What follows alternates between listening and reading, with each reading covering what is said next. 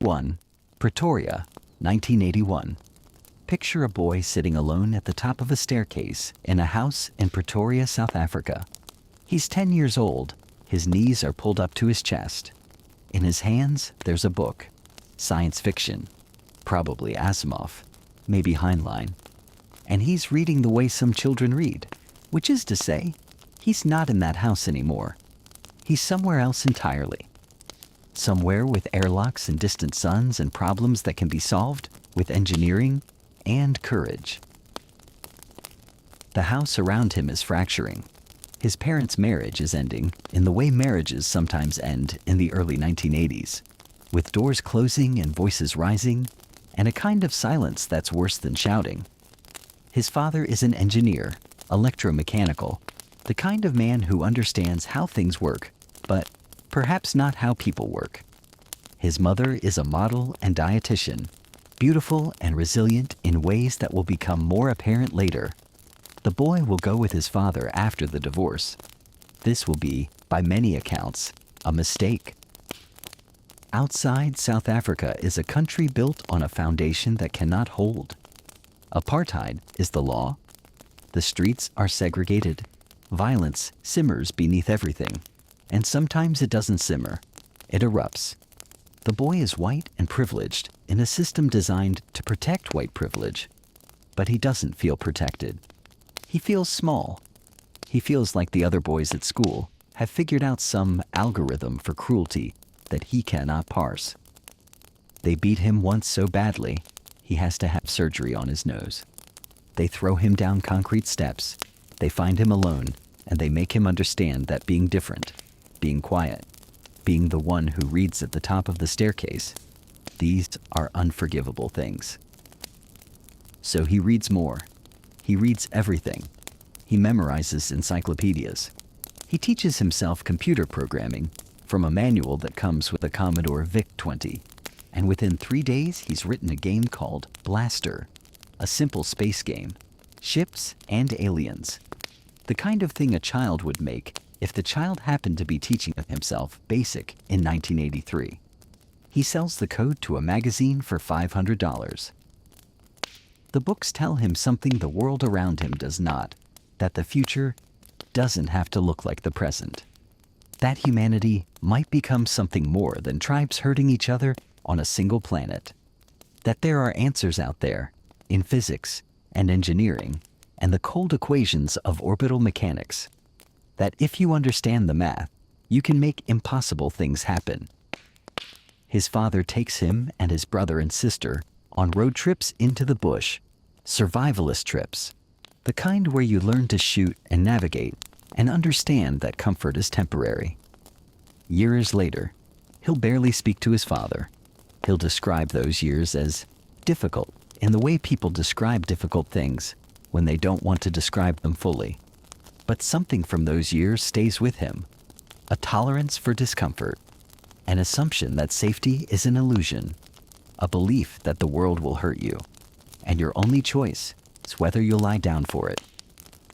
At 12, he realizes he needs to leave, not the house, the country. South Africa has mandatory military service waiting for him at 18, and the military serves apartheid. And apartheid is evil. And he knows this, the way you know things when you're 12 and reading and thinking too much. He also knows that America is where the future gets built. America has Silicon Valley. America has NASA. America has the things that only exist in his books, made real. But you cannot simply leave South Africa for America when you're 12, so he finds a loophole in the immigration law. His mother was born in Canada. Canadian citizenship can pass through the maternal line, which means there's a door, narrow and bureaucratic, that leads out. He begins the paperwork himself. He waits. The years pass slowly when you're waiting to leave. He grows taller, thinner, still awkward, still targeted. He reads more, completes more programs, thinks about Mars the way other teenagers think about cars or girls or weekend plans. Mars makes sense to him in a way Earth does not. Mars is a problem with clear parameters. An atmosphere that needs to be built. Water that needs to be found. Energy that needs to be generated. It's a planet-sized engineering challenge, and engineering challenges have its solutions, unlike the problem of why boys throw you downstairs or why your father is the way he is. At 17, the paperwork comes through. He has citizenship. He has a way out. He tells his family he's leaving. His mother understands. His father does not. Or perhaps he does, and that's worse. There are no tearful goodbyes, no movie moments. He simply goes. He buys a ticket, boards a plane, leaves the jacaranda trees and the violence and the small house and the staircase and everything he's ever known. He's 17 years old. He has $2,000. He has a duffel bag of clothes. He has an address for a distant relative in Canada who may or may not remember his mother. He has no plan except this: get to North America, get to a university, learn everything, build something that matters. The plane lifts off from Johannesburg. Below him, the country shrinks. Ahead, somewhere over the Atlantic, is a future he's been imagining since he was 10 years old at the top of the stairs with a book in his hands. He doesn't look back. Chapter 2. The Escape. Canada. In June of 1988 is green and cold and impossibly vast. He lands in Montreal with his duffel bag and his $2,000 and the address of a great uncle in Montreal, who it turns out has moved to Minnesota and left no forwarding information. So the great uncle is gone. The address is useless. He's 17, alone in a country where he knows no one, with enough money for maybe a month if he's careful. He's careful. He finds a youth hostel, finds odd jobs, calls distant relatives from a payphone, working through a list his mother gave him, branches of the family tree he's never met. Most don't answer. Some have moved. One cousin in Saskatchewan says he can come stay for a while, help on the farm. So he buys a bus ticket west and watches a country scroll past the window that makes South Africa look small. The fields go on forever. The sky is a different color here, broader somehow, like the horizon has more room to breathe. Saskatchewan is wheat and barley and long hours in the sun. He works on the farm. He cuts logs at a lumber mill. He shovels grain bins from the inside, which means standing chest-deep in grain in a 100-degree tin silo, breathing dust, moving wheat from one place to another for minimum wage. It's the kind of work that's supposed to build character, and maybe it does. Or maybe it just builds a tolerance for doing things that are uncomfortable, because they lead somewhere else. At night, he calls universities. He has good grades from South Africa, or good enough. But he needs a scholarship because the $2,000 is mostly gone. He applies to Queen's University in Ontario because it's easier to get into than American schools and because it's a stepping stone. Get a degree in Canada, transfer to America. That's the plan. 2 years at Queen's, then somewhere in the States, somewhere that matters. Then, Queen's accepts him. He arrives in Kingston, Ontario in the fall of 1989, just as the Berlin Wall is coming down on television sets in dorm common rooms. The world is changing. The Soviet Union is collapsing. The Cold War is ending. And he's sitting in engineering lectures, learning thermodynamics and calculus and materials science, still thinking about Mars. He's different here, in the way he was different in Pretoria, but the differences don't hurt as much. University has a place for people who think too much and read too much and have theories about orbital mechanics. He makes some friends, not many, but some. He meets a woman named Justine who will matter later. He studies constantly, the kind of studying where you forget to eat because you're trying to understand Maxwell's equations or the Carnot cycle or why certain materials fail under stress. After 2 years, he transfers, not to MIT, where he wanted to go, but to the University of Pennsylvania, which offers him enough financial aid to make it possible. Pennsylvania is close enough to real. It's an Ivy League school. It has a physics program and a business program, and he enrolls in both simultaneously because understanding how things work is not enough. You also have to understand how to build companies around the things that work. Philadelphia in 1992 is American in all the ways he imagined. Faster, louder, more chaotic, more optimistic. The Soviet Union is gone. The internet is beginning. Computers are getting smaller and faster and cheaper. And anyone paying attention can see that something enormous is about to happen. Something that will change how humans communicate and trade and organize themselves. He pays attention. He rents a house with a friend. A large crumbling house near campus that they turn into an unofficial nightclub on weekends, charging $5 at the door to help cover rent. He's not particularly social, but he's practical. The parties pay for the house, and the house gives him a place to study. He reads for hours. He works through problem sets. He thinks about energy and transportation and space travel and the fact that civilization runs on fossil fuels, which are finite, and that Earth is one asteroid away from extinction, which makes backup plans essential. During the summers, he interns at a bank and at a video game company, trying to understand how money moves and how software gets built. The bank is boring. The video game company is interesting. But neither is the thing he's looking for, which is something larger, something that feels like it might matter in 100 years. He completes 2 degrees, physics and economics, and gets accepted to a PhD program at Stanford to study energy physics. Stanford is California. California is Silicon Valley. Silicon Valley is where the future is being assembled in garages and office parks by people not much older than him. So he packs everything into a car and drives west across America in 1995, watching the landscape flatten and then rise into mountains and then flatten again into California gold. He arrives at Stanford in the fall, attends 2 days of classes, and realizes he's made a mistake. Not a mistake in coming, a mistake in staying. Because everywhere around Palo Alto, companies are forming. The internet is not a theory anymore. It's infrastructure being built in real time.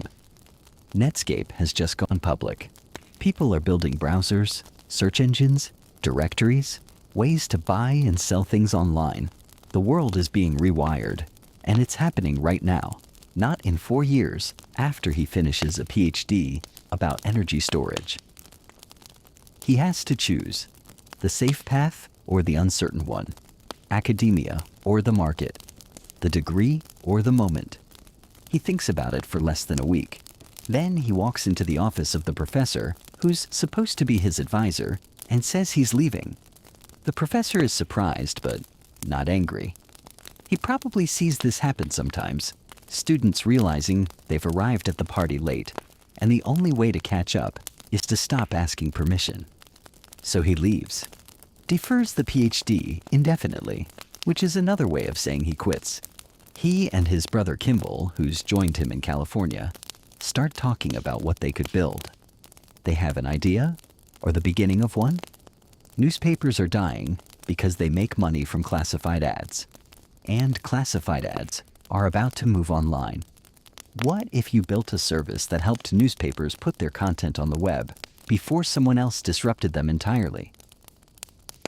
It's not a perfect idea. It's maybe not even a good idea, but it's an idea. And 1995 is the year when ideas can become companies faster than ever before, if you're willing to work hard enough and sleep little enough and believe that the internet changes everything. They rent a small office. They start writing code. They call the company Global Link Information Network, which is a terrible name, so they change it to Zip2. They work 20-hour days. They shower at the YMCA. They sleep on futons in the office. They eat from the same restaurant across the street every day because it's cheap, and because thinking about food is a waste of time that could be spent coding. He's 24 years old. He has no money, no safety net, no backup plan. He's exactly where he wanted to be when he was 17 on that plane leaving Johannesburg. which is to say, free in America, building something. The fact that it might fail doesn't scare him. Failure is just expensive education. What scares him is wasting time. Time is the only resource you never get back. Outside the window of the small office in Palo Alto, the sun sets over Silicon Valley. Inside, the screen glows, the code compiles, the work continues. He doesn't know yet that Zip2 will sell for $300 million. He doesn't know that the money will feel like nothing, just a tool to build the next thing. He doesn't know about the rockets yet, or the factory, or the sleeping bag on the assembly line, or the way his name will become shorthand for ambition and controversy, and the kind of success that looks from the outside like it might be destroying the person achieving it. Right now, he just knows this. He's out of South Africa, out of the life that was chosen for him, into the one he's choosing. And that's enough. For now. Chapter 3. The First Fortune. Picture money the way most people never have to picture it. Not as something you save or budget or worry about, but as something that arrives all at once, in quantities that erase every financial concern you've ever had and replace them with a single question. What now? It's 1999. Zip2 sells to Compaq for $307 million. His share is $22 million. He's 27 years old. He could stop, buy a house on the coast, invest conservatively, live on the interest for the rest of his life without ever working another day. That's what money like this is supposed to buy. Freedom from having to do anything. He buys a McLaren F1 instead. $1 million for a car. The fastest production car in the world. Silver? Absurd. The kind of purchase that makes sense only if you've spent your entire childhood dreaming about the future, and now the future has arrived, and you want to feel it accelerate. He picks it up with a camera crew filming. He's young and awkward, and trying to explain why this matters. There are only 62 in the world, he says, running his hand along the carbon fiber. A few months later, he'll total it, uninsured, launching it into the air while showing off for a passenger. The car will be destroyed. He'll walk away laughing. But the McLaren is a distraction from the real question, which is what to do with the rest of the money and the rest of his life. Zip2 was never the point. It was a stepping stone, a proof of concept, a way to learn how companies work and how venture capital works, and how to hire people and manage engineers and ship products under impossible deadlines. Now he knows those things, and now he has capital. So he starts another company. This one is ambitious in a way Zip2 never was. It's called X.com, and the idea is to build a full-service financial institution on the internet. Not just payments. Everything. Banking, loans, investments, all of it digital. All of it faster and cheaper than the old banks with their marble lobbies and their 19th century infrastructure. He wants to replace the entire banking system. He's 28. He puts $10 million of his own money into X.com, rents an office in Palo Alto, hires engineers, fast, the best ones he can find. They start coding. The plan is to launch in a few months, which is insane. But 1999 is the year when insane timelines are normal, and anyone not moving fast is dying. The dot-com bubble is inflating. Money is everywhere. Competitors are forming. There's another company doing something similar, called Confinity, and they have a product called PayPal that lets people email money to each other. Rather, at first, X.com and Confinity are rivals. Then, in March of 2000, they merge.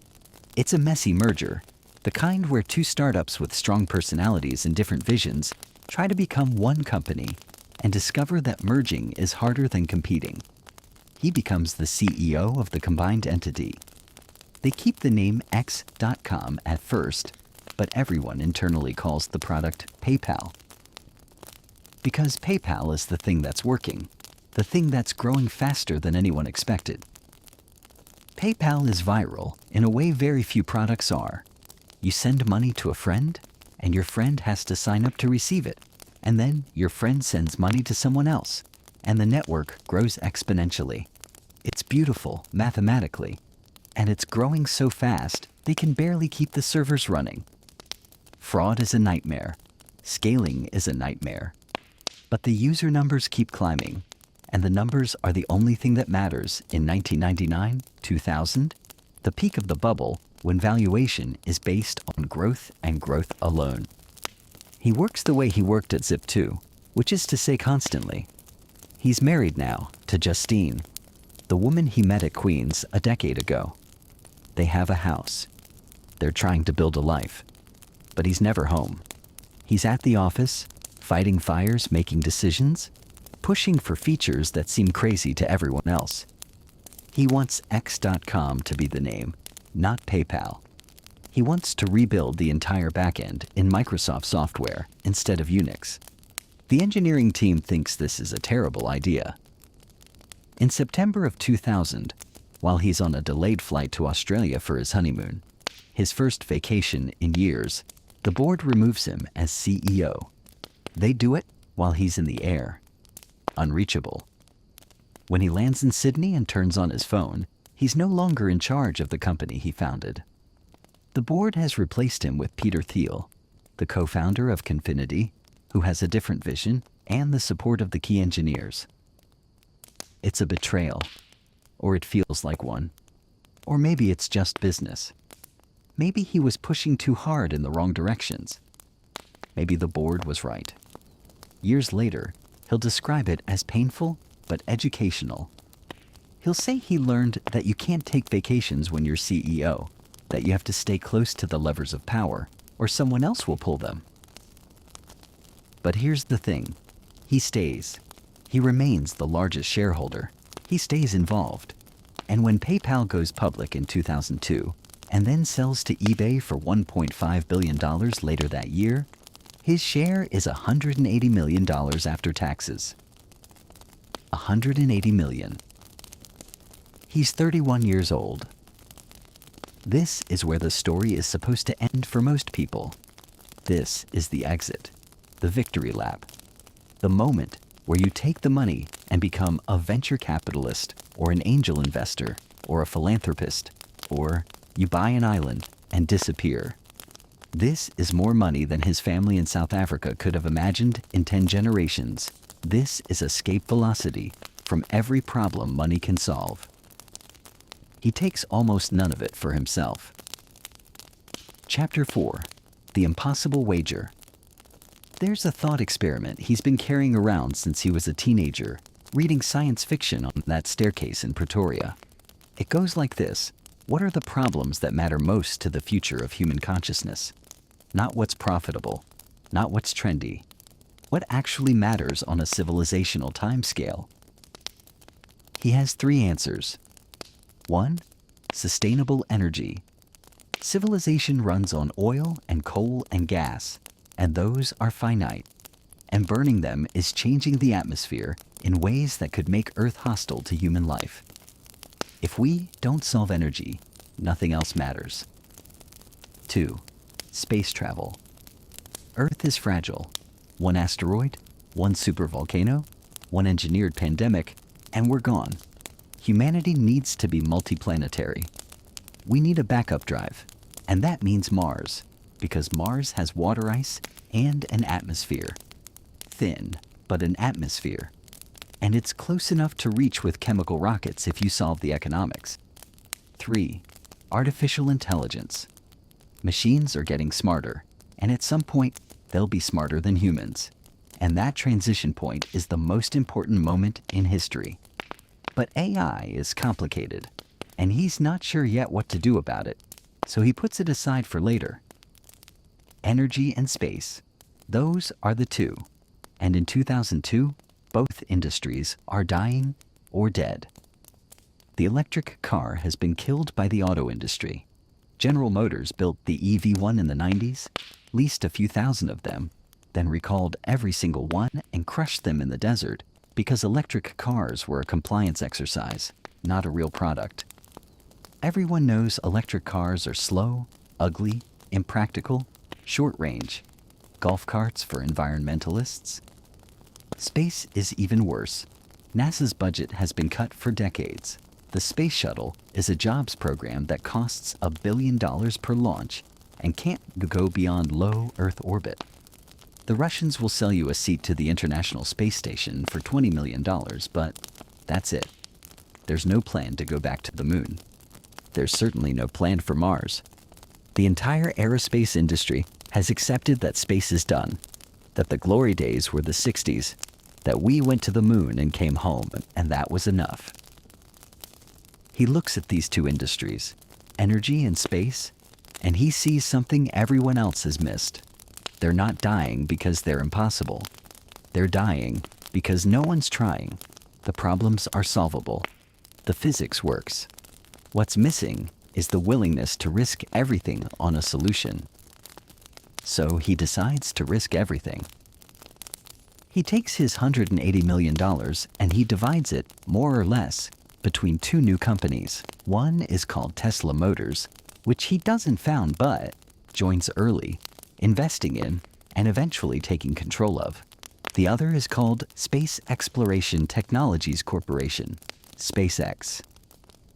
Everyone thinks he's insane. Not ambitious. Insane. There's a difference. Ambition is starting a software company, or a biotech firm, or a new social network. Those things fail all the time, but they fail cheaply. You lose your investors' money, you learn some lessons, you start something else. Starting a rocket company is different. Rockets are the most expensive thing you can build. They require materials science and thermodynamics and precision manufacturing, and they operate in an environment, space, that forgives no mistakes. The aerospace industry is dominated by Boeing and Lockheed Martin, giants with decades of experience and billions in government contracts. The barriers to entry are not just high, they're absurd. And cars? The last successful American car startup was Chrysler in 1925. Every other attempt has failed. Tucker failed. DeLorean failed. Dozens of others failed. The auto industry requires factories and supply chains and dealer networks and safety testing and economies of scale. It requires billions in capital just to build your first production vehicle. And he wants to do it with electric cars, which everyone knows don't work. His friends from PayPal try to talk him out of it. There's a video of him from this period, sitting in a meeting, looking young and tired, explaining why SpaceX makes sense. I mean, I could just buy an island and sit on the beach, he says, but that's not very helpful to anyone. Someone asks what he thinks the chances of success are. He pauses. Maybe 10%, he says. Then he smiles a little, like he's telling a joke, only he understands. Mert, 10%. He's going to take $180 million and bet it on two industries with a 90% chance of failure.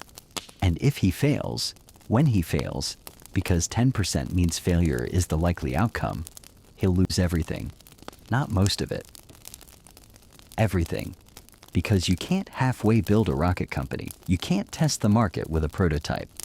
You have to go all in, design the rocket, build the factory, hire the engineers, test the engines, launch the thing, and hope it doesn't explode. And then do it again. And again. The same with cars. You can't sell 10 electric vehicles and see if people like them. You have to design the car, build the factory, set up the supply chain, deliver thousands of vehicles, and hope they don't catch fire or run out of battery on the highway or fall apart in ways that get people killed. It's 2002. He's 31. He has more money than he'll ever need. And he's about to light it on fire. SpaceX comes first. He rents a warehouse in El Segundo, a scrappy neighborhood near LAX where aerospace companies go to die. He hires engineers, young ones mostly, people from Boeing and TRW, who are bored with the slow pace of defense contracting and want to do something fast and hard, and maybe impossible.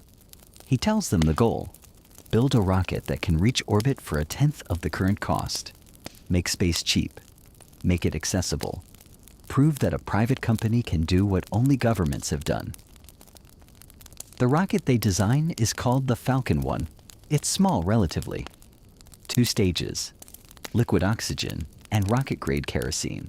The engines are called Merlins, designed in-house because buying engines from suppliers is too expensive and too slow.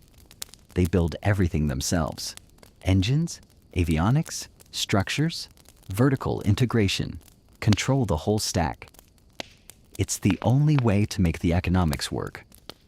Tesla is messier. He's not the founder. 2 engineers named Martin Eberhard and Mark Tarpenning started it.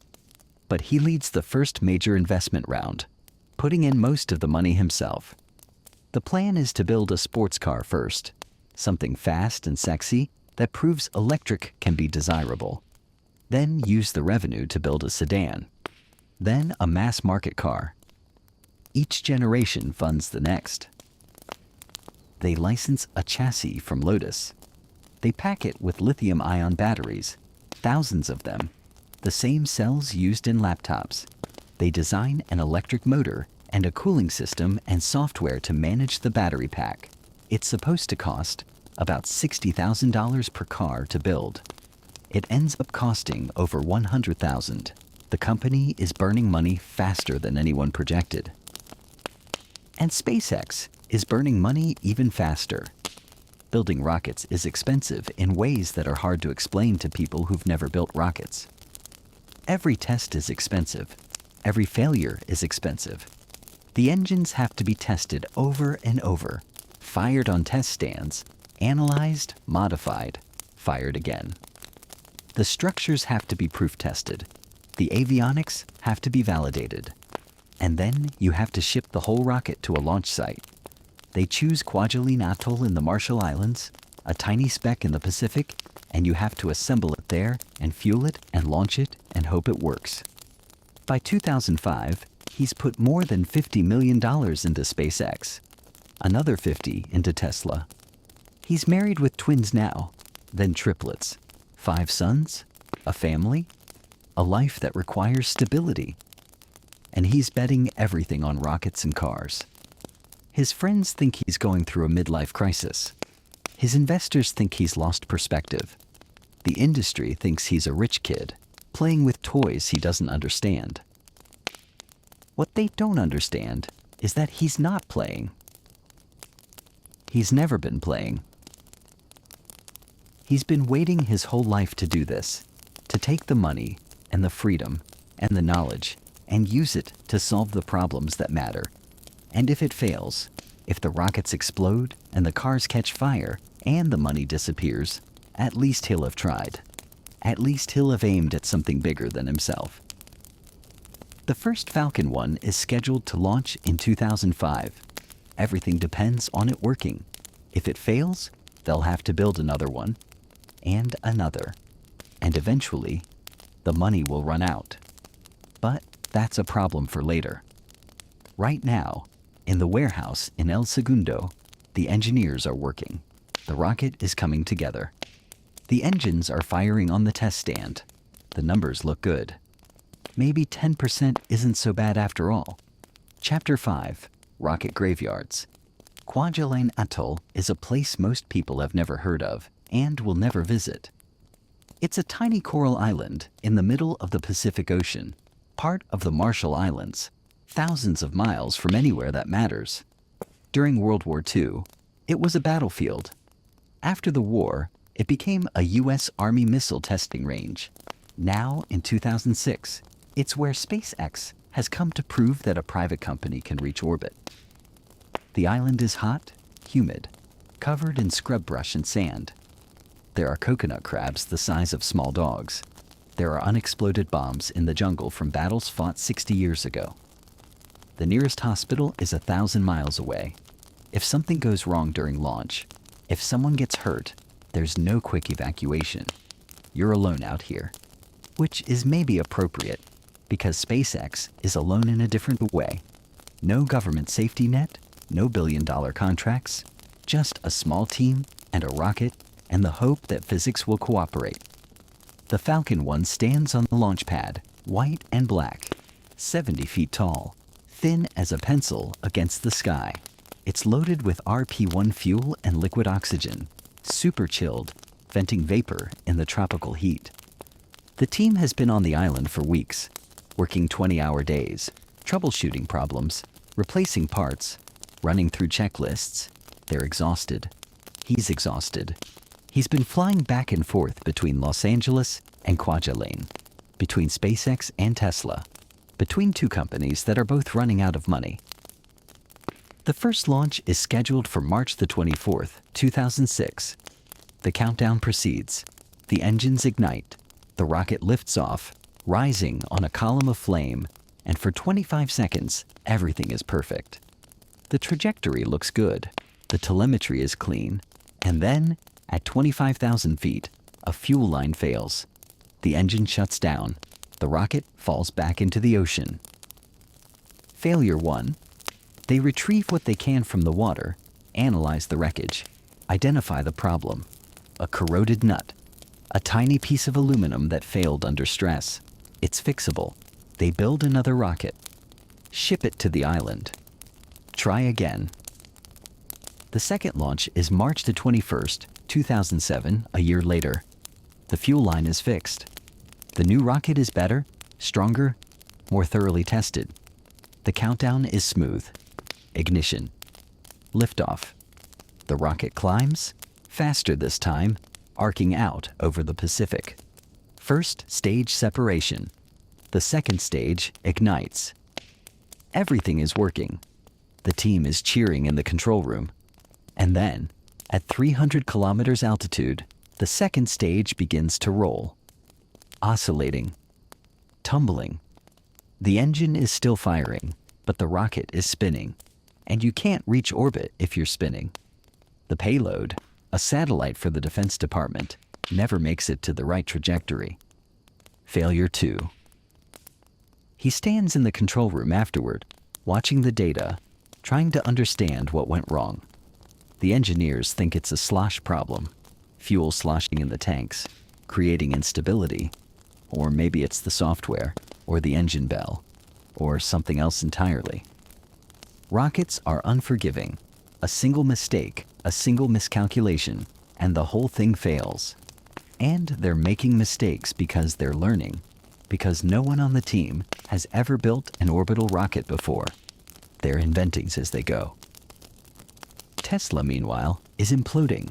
The Roadster, the sports car that's supposed to save the company, is over budget and behind schedule. The transmission keeps failing. The battery cooling system doesn't work in hot weather. The founder, Martin Eberhard, is struggling to manage the chaos. The board is losing confidence. In August 2007, he forces Eberhard out and takes over as CEO himself. Now he's running two companies, both of them dying, both of them consuming money faster than he can raise it. SpaceX builds a third rocket. They ship it to Kwajalein. By now, the team knows the island intimately, every coral outcropping, every rusted piece of wartime debris. They know the heat and the isolation, and the feeling of watching a year's worth of work explode in the sky. Some of them have started calling the island the graveyard, but they keep working. What else can they do? The third launch is August 3rd, 2008, 2.5 years after the first attempt. This time the rocket is different. They've added slosh baffles in the tanks. They've rewritten the flight software. They've tested everything twice, then 3 times. The countdown is tense. Everyone knows what's at stake. If this fails, there might not be a fourth rocket. The money is almost gone. Ignition. Liftoff. The Falcon 1 rises, clean and straight. First stage burn looks perfect. Separation. Second stage ignition. The telemetry is good. Altitude increasing. Velocity increasing. And then, at 2 minutes and 20 seconds into flight, something happens. The first stage, which has separated and is falling away, doesn't fall away fast enough. It bumps into the second stage. Just a bump. Barely anything. But it's enough. The second stage engine shuts down. The rocket tumbles, falls. Failure 3. He's at the launch site for this one, watching from the control room. When the telemetry goes dead, when it's clear the rocket has failed, there's silence. Not the silence of shock, the silence of exhaustion. 3 rockets. 3 failures. $100 million gone. The engineers are sitting at their consoles, staring at screens that show nothing now except flat lines. Some of them are crying. Some are too tired to cry. He stands up, walks to the front of the room. He's thin, worn down, visibly drained. His marriage is falling apart. Tesla is weeks from bankruptcy. SpaceX has enough money for maybe one more rocket, maybe, if they can build it cheap enough. And he knows what everyone in this room is thinking, which is that they failed, that this is over, that you can't beat Boeing and Lockheed, that some things are too hard, even for smart people who work hard. He starts talking. His voice is quiet at first, then stronger. He tells them they're going to try again, that they have enough material on the island to build a 4th rocket, that they've learned from every failure, that they're getting closer, that the data from this flight was good. Right up until the staging event, that the problem is solvable, that they're going to solve it. I will never give up, he says, and I mean never. It's not a speech exactly, it's a refusal, a statement of fact. They're going to build another rocket because the alternative is giving up. And giving up means accepting that space stays expensive forever, that Mars stays impossible, that humanity stays confined to one planet. And he didn't leave South Africa, didn't build companies, didn't bet everything he had, just to accept that. The engineers go back to work. They salvage parts from the wreckage. They rebuild. They modify the staging mechanism to ensure separation happens cleanly. They test it. Test it again. They work through August, through September, through days that blur together in the heat and the isolation and the pressure. The 4th launch is scheduled for September 28, 2008, 5 weeks after the 3rd failure. It's the fastest turnaround they've ever managed. It's also the last chance. If this fails, SpaceX is done. There's no money for a 5th rocket. The investors are gone. He's personally out of cash. Every dollar he has is in SpaceX and Tesla, and both companies are on the edge of collapse. On September 28th, the Falcon 1 stands on the pad one more time. The team runs through the countdown. Ignition. Liftoff. The rocket rises. Trailing fire. First stage burn. Separation. Clean this time, no bumping. The stages part smoothly. Second stage ignition. The altitude numbers climb, velocity increasing. 3 minutes, 4 minutes, 5 minutes. The engine is still firing. 6 minutes, 7, and then at 9 minutes and 31 seconds, the second stage shuts down right on schedule. Orbit. The first privately developed liquid fuel rocket to reach orbit, ever, in history. The control room erupts. Engineers are screaming, hugging, crying. He's on the phone with the team back in Los Angeles, and they're screaming too. For a moment, everything else disappears. The money problems, the Tesla crisis, the failing marriage, the exhaustion. For a moment, there's just this. They did it. They built a rocket from scratch and put it into orbit. They proved it could be done. But the moment doesn't last long, because back in Los Angeles, Tesla is still dying. Chapter 6. The factory that shouldn't exist. The factory in Fremont, California is massive and empty. 5.3 million square feet of concrete floor and steel roof. Built by General Motors in the 1960s, later operated as a joint venture with Toyota, and closed in 2010 when Toyota pulled out. It's too big, too expensive, too far from the profitable world of SUVs and trucks, that American car companies actually want to build. He buys it in 2010 for $42 million, a fraction of what it's worth. A bargain that's only a bargain if you can figure out how to fill it with robots and workers and electric cars that people actually want to buy, which no one is sure you can do. Tesla has survived. Barely. The Roadster finally shipped in 2008, the same year the fourth Falcon reached orbit. The car is fast and beautiful, and it proves electric can be desirable. But it's also a low-volume sports car, hand-built, not profitable.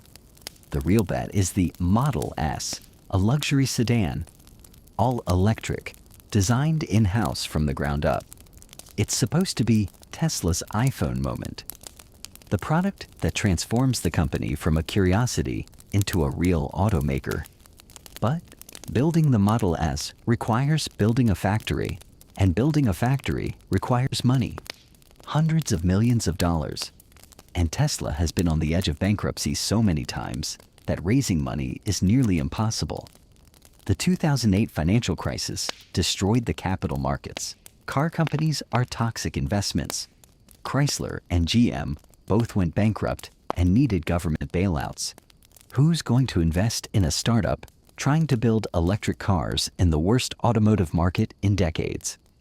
He does. He puts in his last reserves, everything he has left, and he convinces the Department of Energy to provide a loan, $465 million, part of a program to support advanced vehicle technology. It's just enough. Barely. They buy the factory, start installing equipment, hiring workers, building the production line. The Model S is supposed to launch in 2011. It launches in 2012. Production is supposed to ramp quickly. It doesn't. Building cars is harder than building rockets in some ways, because cars have thousands of parts from hundreds of suppliers, and everything has to fit together perfectly, and arrive on time, and work reliably for years. The Model S has door handles that retract automatically. It has a 17-inch touchscreen. It has a battery pack with 7,000 individual cells. Any of these things can go wrong. All of them do go wrong. The robots don't work right. The paint shop has quality problems. The seats arrive late. The battery packs sometimes catch fire. Not often, but sometimes. And sometimes is enough to make headlines. Suppliers go bankrupt. Parts don't fit. The production line stops and starts. Stops and starts. And through all of it, Tesla is burning money. Not millions, hundreds of millions. The company is always 3 months from running out of cash. Always. Every quarter, they have to raise more money or find more buyers or convince more investors that this is going to work. And every quarter, it's harder. By 2013, he's sleeping at the factory. Not occasionally, regularly. There's a sleeping bag in a conference room, sometimes a couch in the office. He walks the production line at 2 in the morning, 3 in the morning, looking for bottlenecks, talking to engineers, trying to understand why Station 47 keeps backing up, or why the battery installation takes 12 minutes, when it should take 8. His second marriage has ended. He has 5 sons from his first marriage, twins and triplets, and he's trying to be present for them. But he's never present because he's always at the factory, or at SpaceX, or on a plane between the two. The press is starting to call him difficult, erratic, a micromanager, a tyrant. Employees burn out.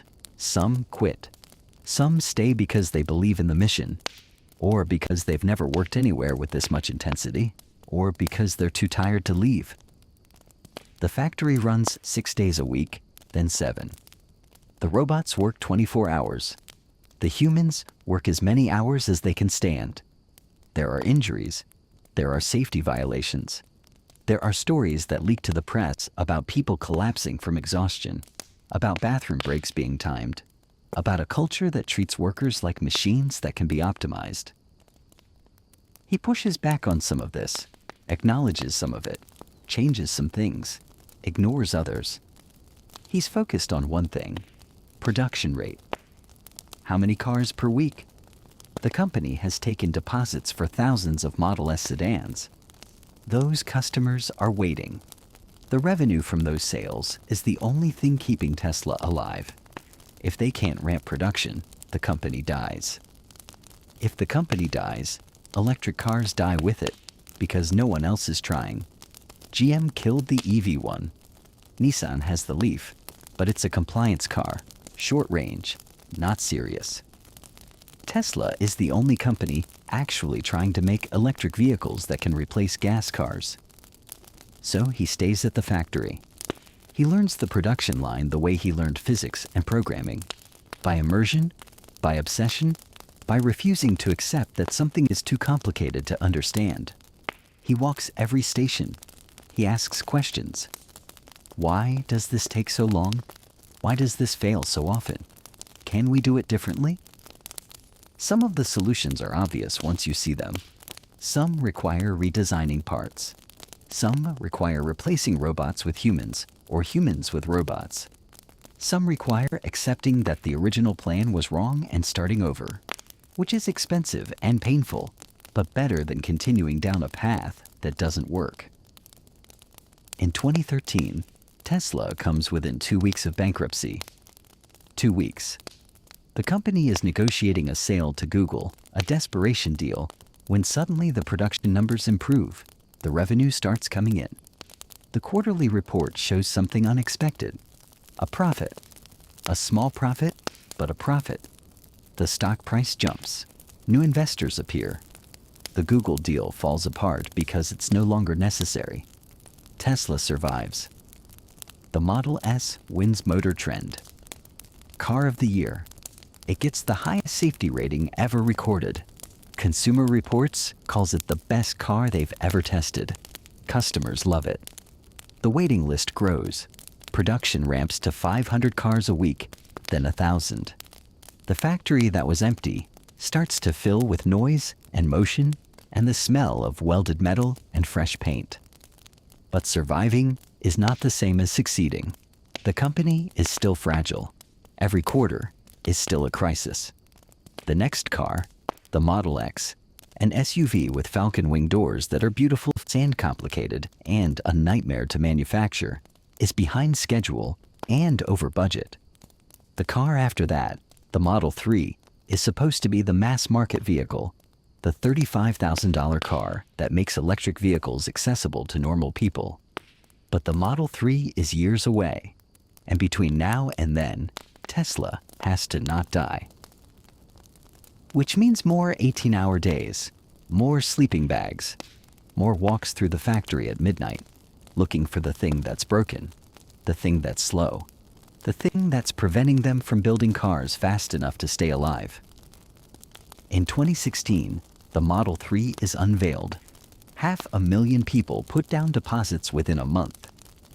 500,000. It's the most successful product launch in automotive history. It's also terrifying, because now Tesla has to build 500,000 cars, and they've barely figured out how to build 100,000. The production targets are insane. 5,000 Model 3S per week by the end of 2017. They don't hit 5,000 per week in 2017. They don't hit it in early 2018. Every week, he's on the line, trying to solve bottlenecks. Every week, the press writes articles about production hell, about missed targets, about the company running out of time. Short sellers bet billions that Tesla will collapse. The stock swings wildly. Employees work 100-hour weeks. Some sleep in the parking lot.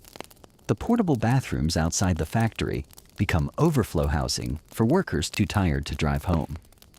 He tweets that production is going well. He tweets that the short sellers are wrong. He tweets things that get him in trouble with the SAC, things that sound manic or desperate or overconfident, depending on how you read them. The line between confidence and delusion starts to blur, for him and for everyone watching. But the cars keep coming. Slowly, then faster. 3,000 a week. 4,000. In June 2018, They finally hit 5,000 Model 3S in a single week.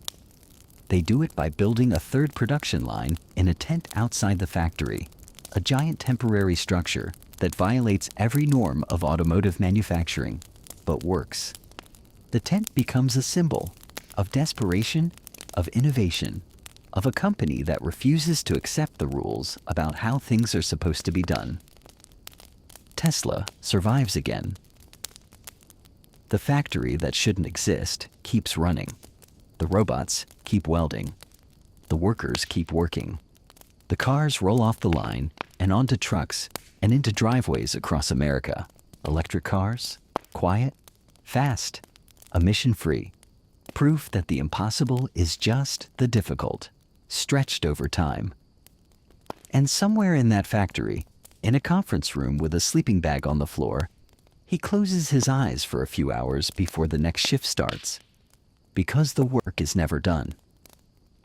It's never done. Chapter 7, The Boring Company and the Flamethrower. There's a moment in 2016 when he's sitting in traffic on the 405 freeway in Los Angeles, not moving, just sitting there in a line of cars that stretches for miles, and he tweets, "Traffic is driving me nuts. I'm going to build a tunnel boring machine and just start digging." Most people tweet complaints about traffic and then forget about them. He registers a company called The Boring Company and starts digging a tunnel under Los Angeles.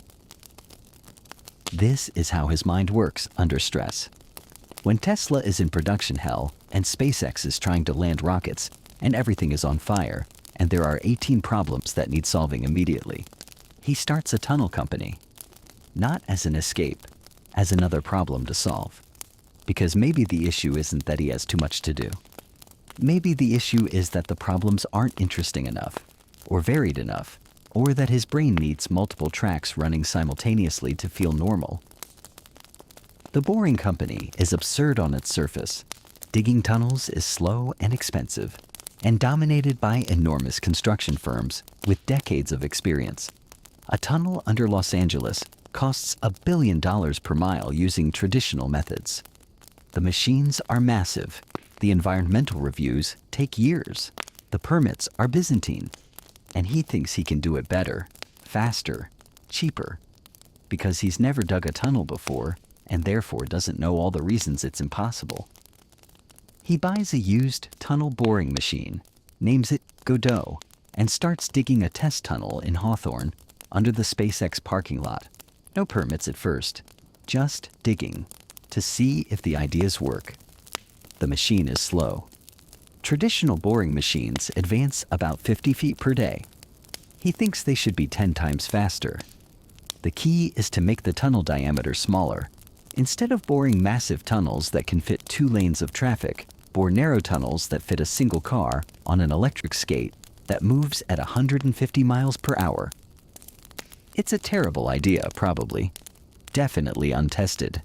But he's bored sitting in traffic and excited by the engineering challenge and constitutionally incapable of accepting that traffic is an unsolvable problem that everyone just has to live with forever. While the tunnel is being dug, the Boring Company needs revenue, needs attention, needs something to keep people interested while they figure out if high-speed underground transport is possible or insane. So they start selling hats. Boring Company hats. 50,000 of them at $20 each. They sell out. $1 million in revenue from hats. Then someone suggests they should sell flamethrowers. This is December 2017. Tesla is in the worst of production hell.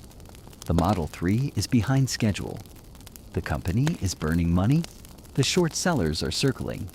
And he decides that the Boring Company should sell flamethrowers. Not real flamethrowers. Propane torches basically with a plastic housing designed to look like a prop from a science fiction movie. But they call them flamethrowers. They price them at $500. They announce they'll sell 20,000 of them. The tagline is, "When the zombie apocalypse comes, you'll be glad you bought a flamethrower. Works against hordes of the undead, or your money back." It's juvenile. It's a joke. It's also brilliant marketing. because the internet loses its mind. The flamethrowers sell out in 4 days, $10 million in revenue. Customs agencies in multiple countries ban them. Elected officials call for investigations, and he tweets photos of himself holding a flamethrower, grinning, with the caption, "Prototype." The flamethrowers ship in 2018. They don't work particularly well. They're basically oversized lighters. But they're fun. And they're weird. And they're evidence of something about how he operates that people struggle to understand.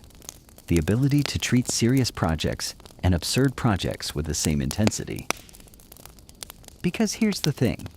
While the Boring Company is selling flamethrowers, it's also digging real tunnels.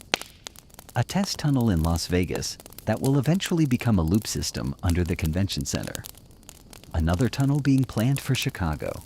Another for the East Coast. The technology is improving. The boring speed is increasing. The cost per mile is dropping.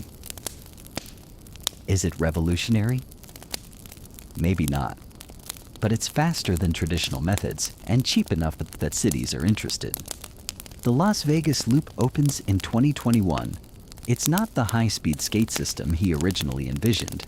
It's just Teslas driving through tunnels. But it's functional, and people use it, and it proves the concept enough that more cities want to talk. The flamethrowers were never the point. The tunnels were never really the point either. The point was to prove that you could look at an infrastructure problem everyone had accepted as unsolvable and say, what if we just tried? What if we ignored the conventional wisdom and the entrenched interests and the billion-dollar price tags and just started digging? It's the same logic that drove SpaceX and Tesla. The same refusal to accept that certain things are impossible just because no one's done them recently. And if you fail, at least you sell some flamethrowers along the way. Chapter 8. Starship and Mars. Picture the largest rocket ever built. Taller than the Saturn V that carried astronauts to the moon. Wider, heavier, powerful enough to lift 100 tons to orbit, then come back and land and launch again the same day. A rocket designed not for one mission, but for 1,000 missions, for ferrying equipment and people to Mars, over and over, until there's a city there. This is Starship, and in 2019 it doesn't exist yet, except as sketches and prototypes and a vision that sounds like science fiction, even to people who build rockets for a living. SpaceX has come a long way since that fourth Falcon 1 reached orbit in 2008. The Falcon 9 is now the most reliable rocket in the world, launching every few weeks, carrying satellites and cargo and astronauts to the International Space Station. NASA is paying SpaceX to transport crew, something that would have seemed impossible a decade ago. The company is profitable. The technology works. But Falcon 9 can't get to Mars. It's not big enough. Mars is 40 million miles away at its closest, and getting there requires enormous amounts of fuel and a spacecraft that can carry not just people, but everything they need to survive.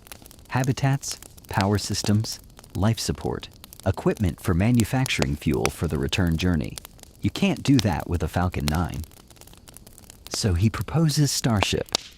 Fully reusable, stainless steel instead of carbon fiber, because steel is cheap and strong, and works in extreme heat.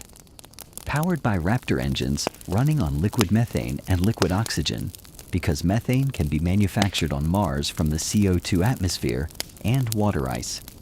The whole system is designed around one goal: make Mars economically feasible. The idea is insane in the way his ideas are always insane, which is to say the physics works, but the economics seems impossible, and the engineering is absurdly difficult. Fully reusable means the rocket has to survive for re-entry, land vertically, and be ready to fly again with minimal refurbishment. No rocket has ever done this. The space shuttle was supposed to be reusable and cost $1 billion per flight. Starship is supposed to cost less than $10 million per flight. Maybe less than $1 million once they work out the process. They start building prototypes in Boca Chica, Texas, a desolate stretch of beach near the Mexican border. There's nothing there except sand and scrub brush and the Gulf of Mexico. They build a launch site from scratch. They build a factory. They hire welders and engineers, and they start stacking steel. The first prototypes are crude. MK-1, MK-2. Giant steel cylinders that look more like grain silos than spacecraft. They test them, pressure test them, push them until they fail. MK-1 explodes during a pressure test in November 2019, the top blowing off in a cloud of vapor and twisted metal. It looks like a disaster. He shrugs it off. "This is fine," he tweets. They learned something. Build the next one. MK3 becomes Starship SN5. SN5 makes a short hop in August 2020, flying 150 meters, landing successfully. Progress. SN6 does the same. SN8 attempts a high-altitude flight in December 2020, reaching over 10 kilometers, performing a flip maneuver to position for landing, then hitting the ground too hard and exploding in a fireball. Almost worked. SN9 explodes on landing. SN10 lands successfully, then explodes 8 minutes later from a fuel leak. SN11 explodes in midair, raining debris over the launch site. The explosions are spectacular, filmed in high definition, watched by millions online. Some people think it's a failure. Some think it's a circus. He sees it as rapid iteration. "Excitement guaranteed," he tweets after one of the explosions. The FAA is not amused.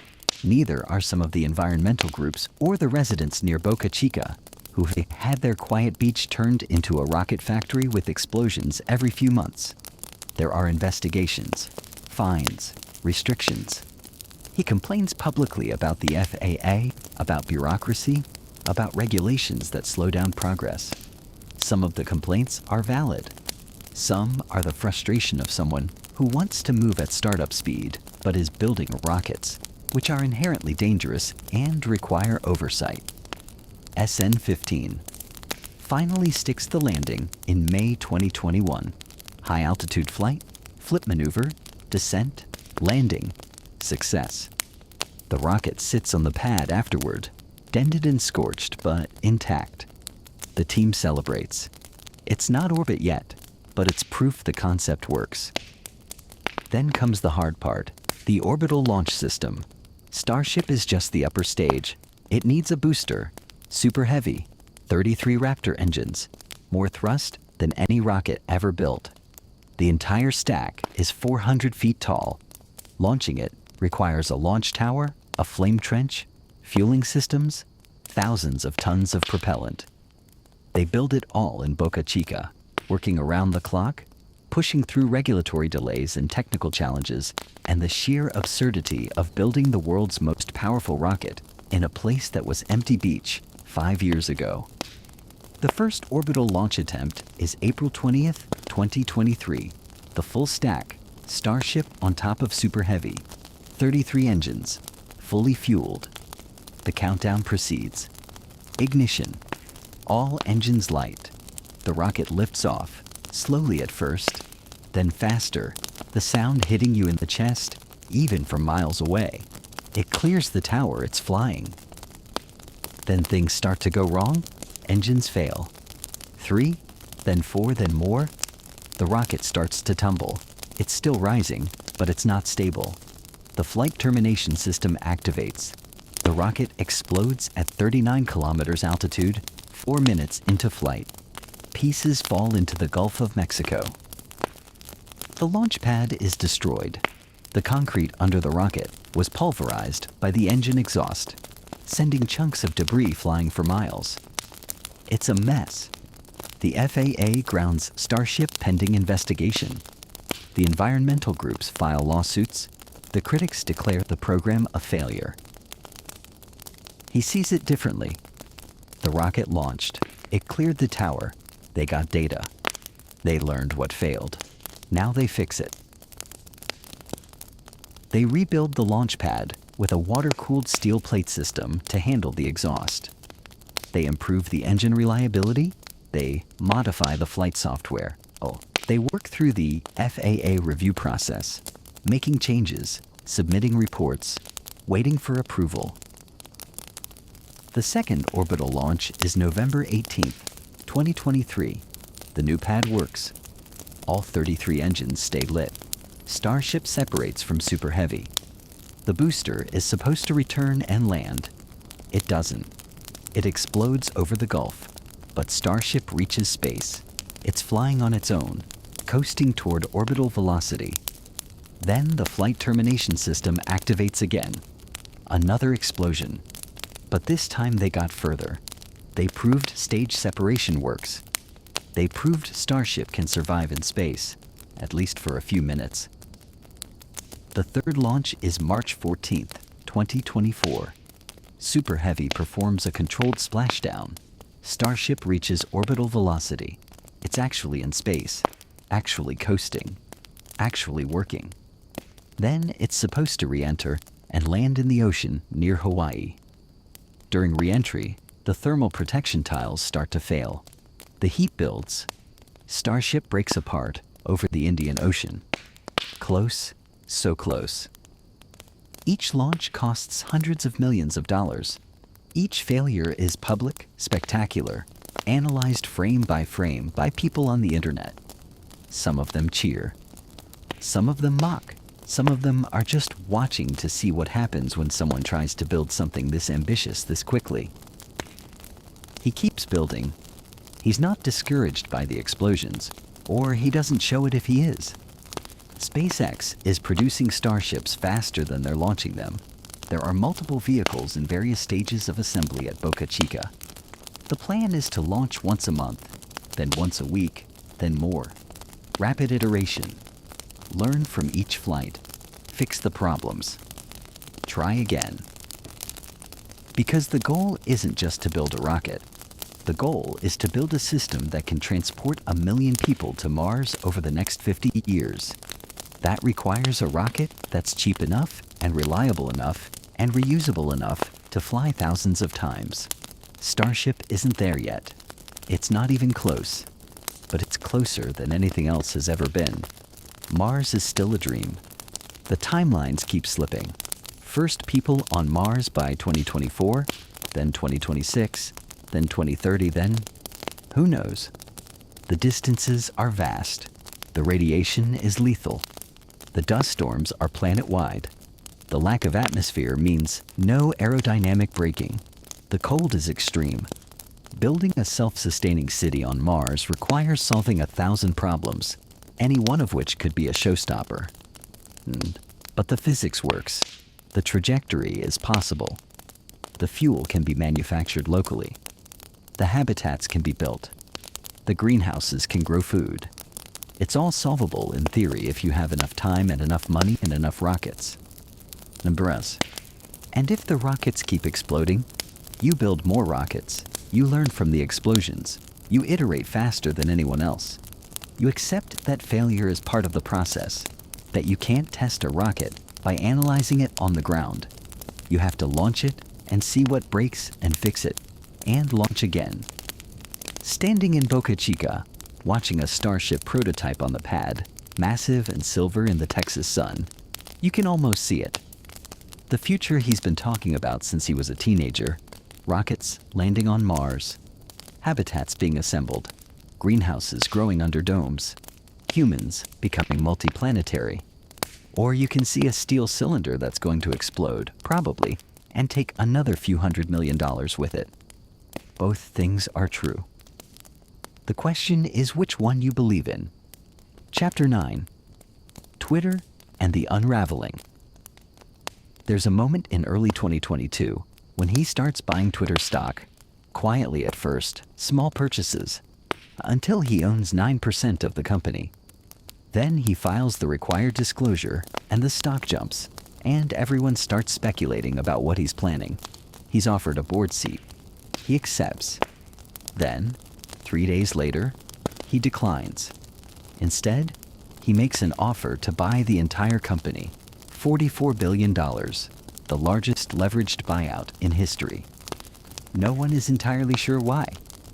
He says it's about free speech, that Twitter has become too censorious, too controlled by a small group of activists masquerading as content moderators, that the platform is essential to human discourse and it's being mismanaged, that it could be better, faster, more open, more honest, that someone needs to fix it.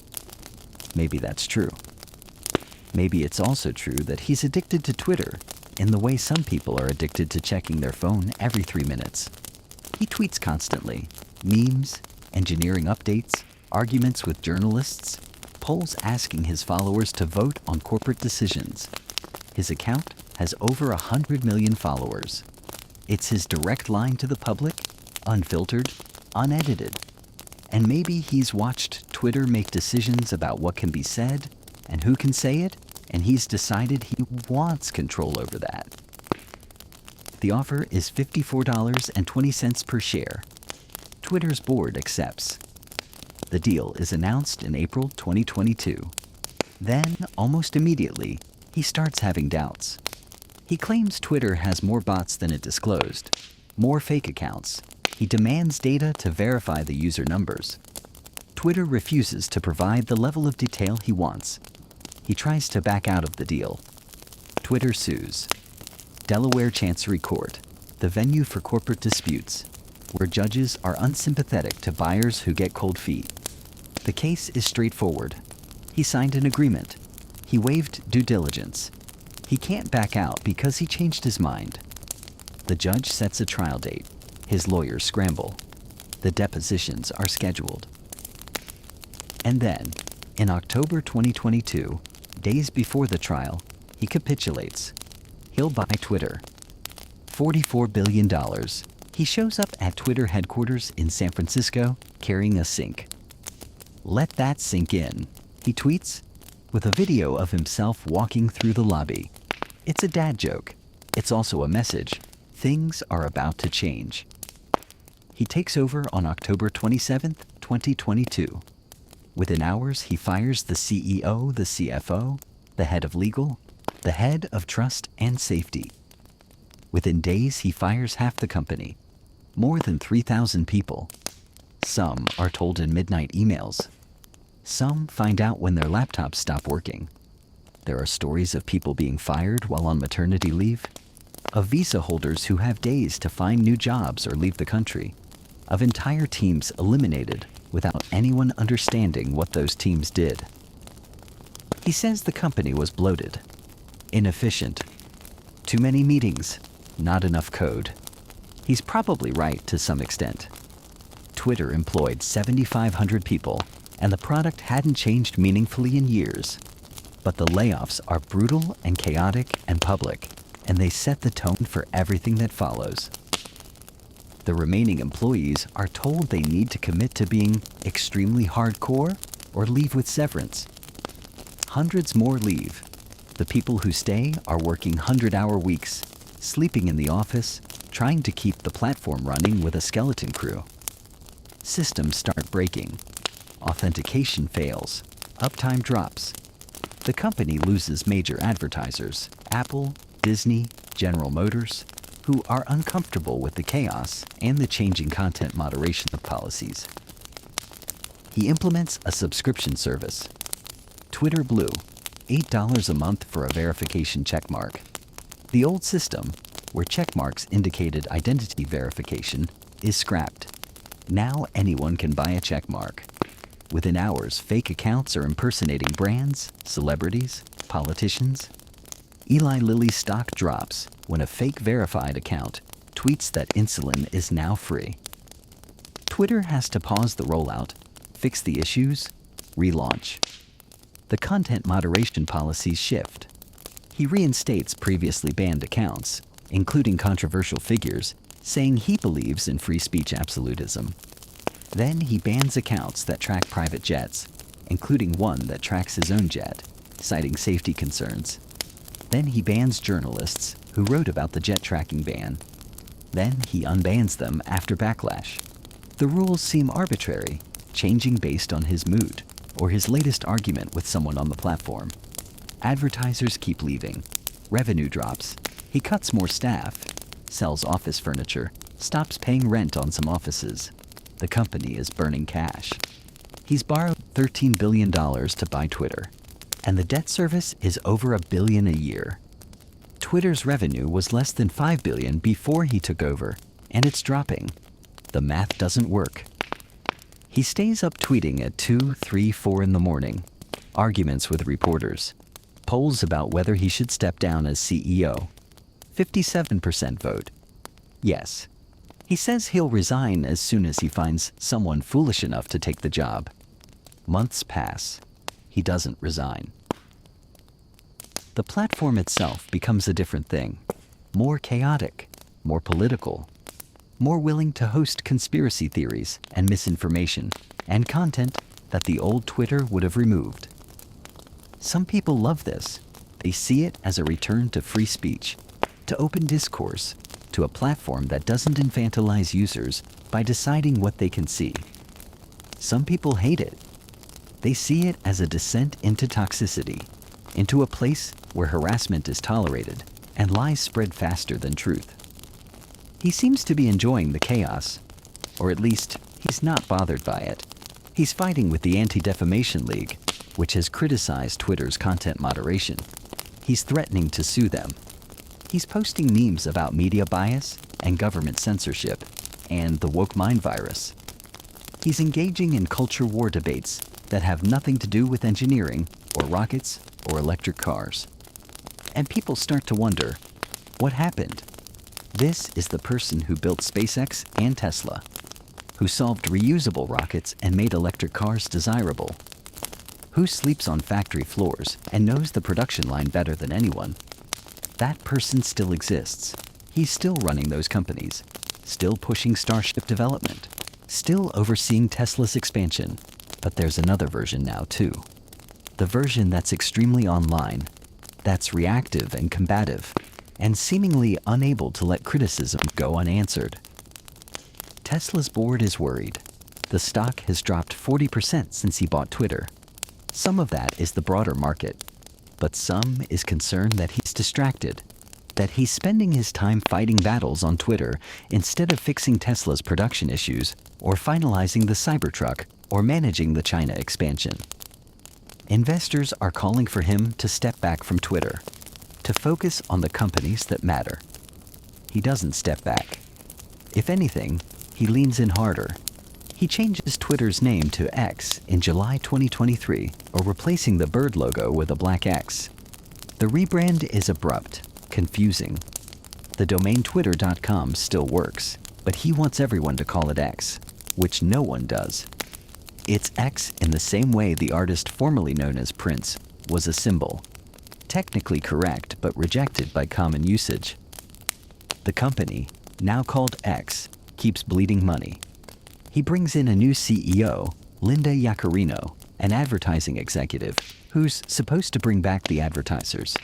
She tries. She gives interviews defending the platform, defending him, saying that X is committed to brand safety and responsible content moderation. But then he tweets something inflammatory, or reinstates another controversial account, or gets into another public fight, and the advertisers stay away. By late 2023, the value of X has dropped to somewhere around $15 billion. He paid $44 billion. That's a $29 billion loss on paper. The largest destruction of value in a single acquisition in modern business history. Some of the investors who backed him are furious. Some have written off their investments. Some are suing. He doesn't seem to care. Or he cares, but he believes in what he's doing anyway. He talks about X becoming an everything app, like WeChat in China. Messaging, payments, social media, all in one platform. He talks about X being the town square of the internet, the place where humanity has its conversations. He talks about free speech as if it's the most important thing, more important than revenue or user growth or advertiser comfort. Maybe he's right.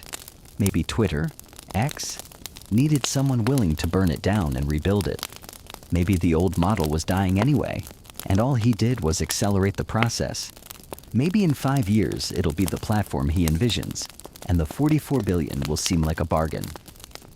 Or maybe it's just a catastrophic mistake, a vanity project that destroyed tens of billions of dollars and damaged his reputation and distracted him from the work that actually matters.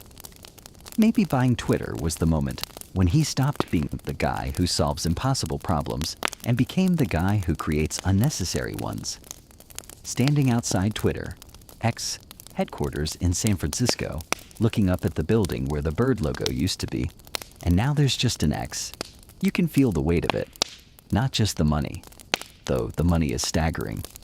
The weight of watching someone you thought you understood become someone you're not sure about.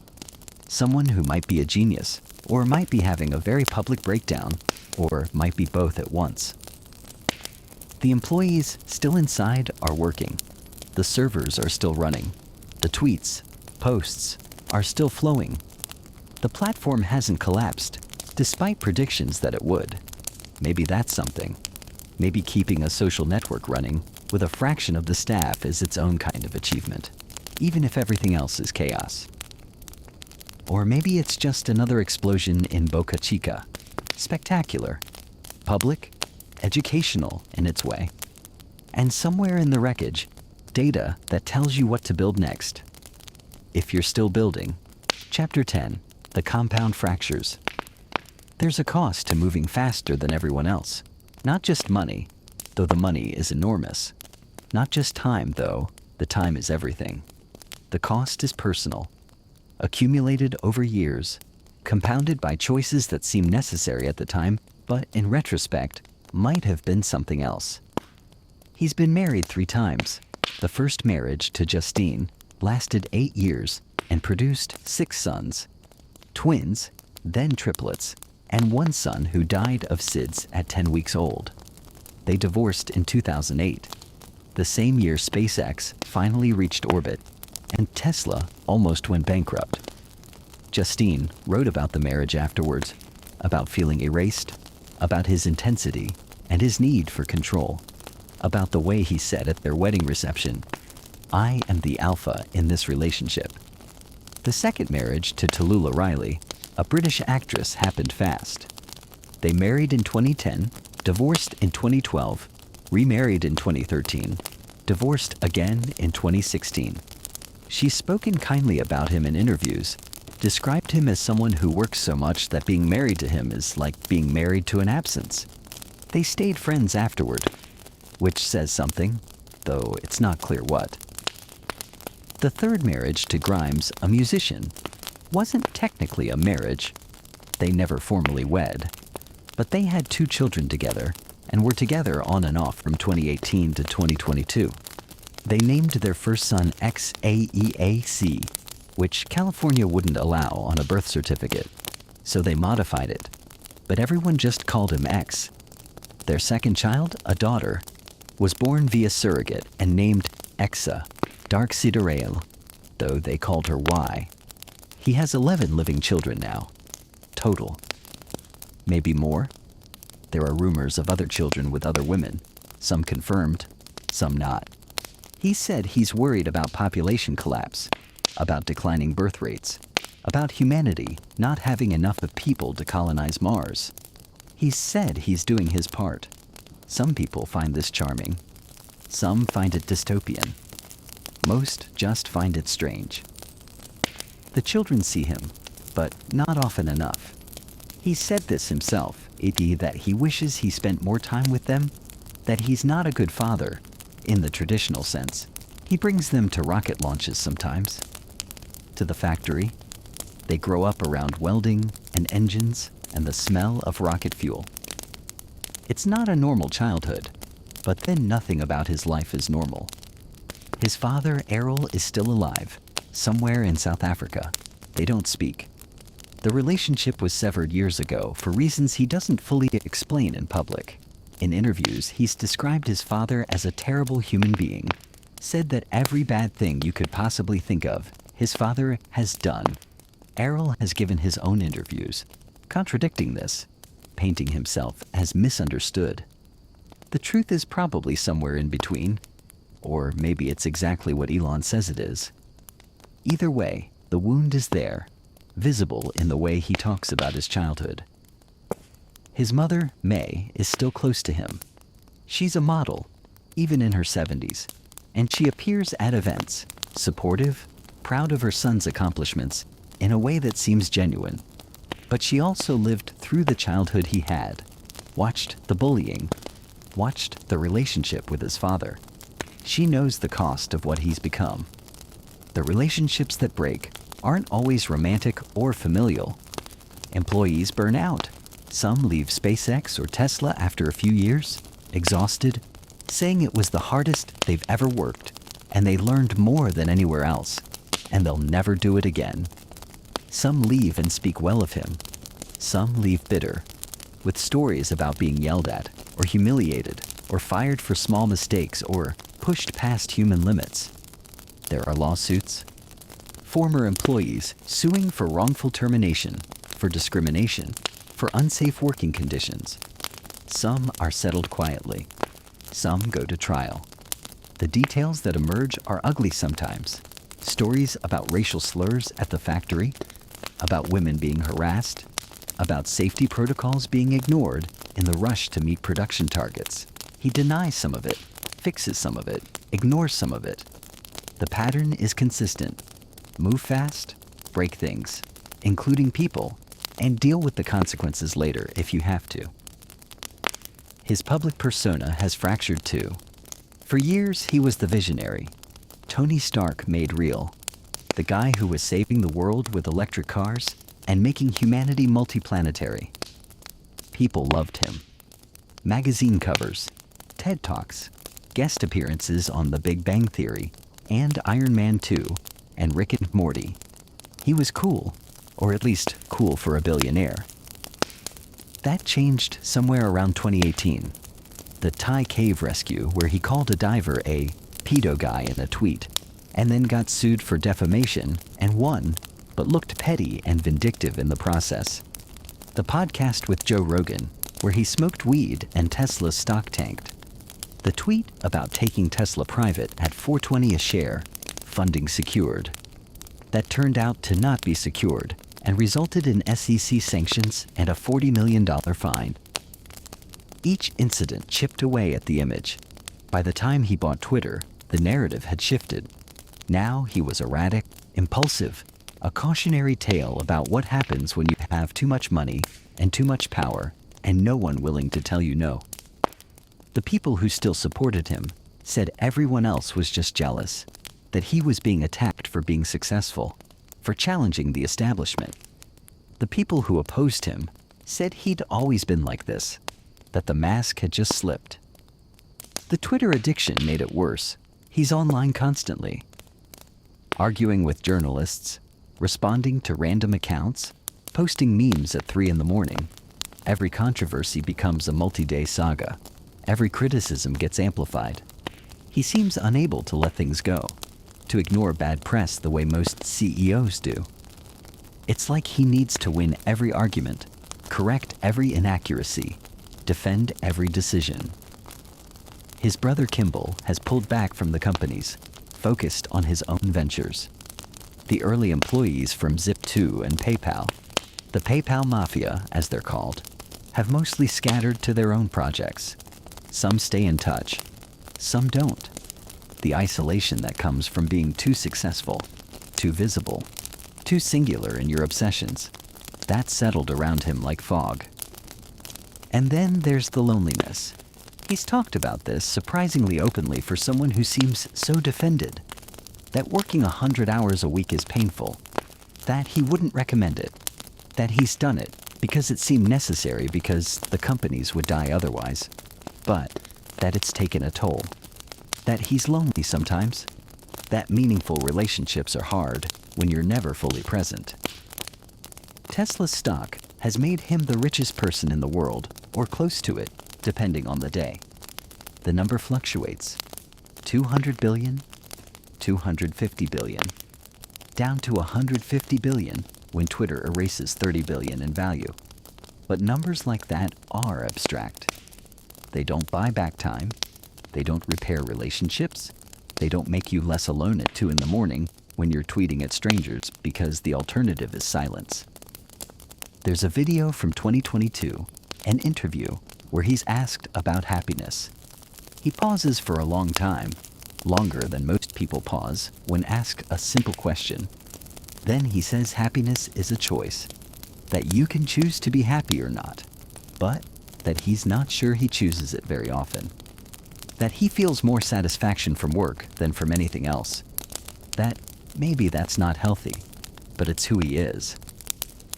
The interviewer asks if he regrets anything. He says no, then reconsiders. Says maybe he regrets the pain he's caused other people, the relationships that fell apart, the employees who burned out, but not the work itself, never the work. Because the work matters, or he believes it matters, and if you believe something matters enough, you can justify almost anything. The 100-hour weeks, the failed marriages, the children who barely see their father, the employees pushed past breaking, the public feuds, the chaos. You can justify it as necessary, as the price of trying to solve problems bigger than yourself, as what it takes to bend reality toward the future you've been imagining since you were 10 years old on a staircase in Pretoria with a book in your hands. Or you can look at the wreckage and wonder if any of it was worth it. If the cars and rockets and satellites justify the compound fractures. If making humanity multiplanetary excuses, making yourself and everyone around you a little more broken.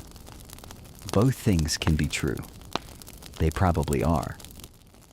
Chapter 11, The Believer. There are places where belief looks like religion. Candles, songs, hands lifted toward the ceiling. And there are places where belief looks like industry. Steel racks, forklifts, the smell of coolant, the quiet click of a relay somewhere deep inside a machine. If you want to see what he believes, don't listen to an interview. Don't read the tweets. Go to a factory at 2 in the morning. Go to a rocket site when the wind is cutting across the flats, and the lights are so bright they turn the night into a pale imitation of day. Watch him there, moving through the fluorescent glow like someone who doesn't quite live in ordinary time. He likes the hours when the world stops demanding performance. In the day, he has to be a symbol, a villain, a hero, a cautionary tale, a meme, a billionaire who people project their hopes and anger onto like a movie screen. In the day, everyone wants a quote, a confession, a stance. Everyone wants him to explain himself as if explanation is the same thing as truth. At night, the machines don't care. A pump either holds pressure or it doesn't. A weld either passes inspection or it fails. An engine either starts clean or it transitions into that other state. Engines have, the one you learn to respect early, catastrophic. This is the first layer of his belief, the bedrock. The universe is not negotiable, not with charisma, not with money, not with outrage, not with good intentions, only with physics, only with understanding, only with the slow, humiliating discipline of getting the numbers right. He calls it first principles, and the phrase has been turned into a bumper sticker, but for him, it's less a technique than a shelter. It's where he goes when humans make no sense. Strip everything down until you hit the laws. Start there. Rebuild upward. Because the human world is a swamp of soft claims. Bureaucracy that mistakes delay for wisdom. Institutions that confuse survival with purpose. Incentives that reward the safe answer. Committees that spread responsibility so thin no one can be blamed when nothing happens. He has never believed the future arrives by consensus. He believes it arrives because someone is willing to be hated long enough to build it. This is why he talks the way he talks about Mars, with the calm certainty of someone describing a bridge rather than a dream. Mars isn't romance to him. It's redundancy. It's engineering applied to mortality. Earth is one point of failure, one asteroid, one war that goes too far, one pathogen engineered by accident or malice, and the lights go out. He doesn't say this the way a doomsday prophet says it, thrilled by apocalypse. He says it the way an engineer says it when he finds a crack in a load-bearing beam. This is unacceptable, so you reinforce the structure, or you build a second one. He uses grand words, multiplanetary, consciousness, civilization, but the idea underneath is blunt. Make humanity harder to kill.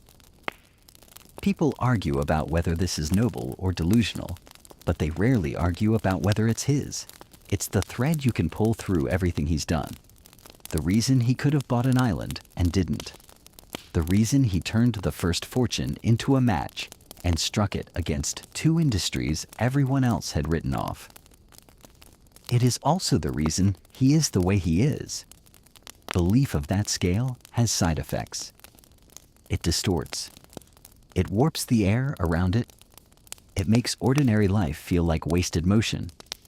It makes normal priorities look like toys.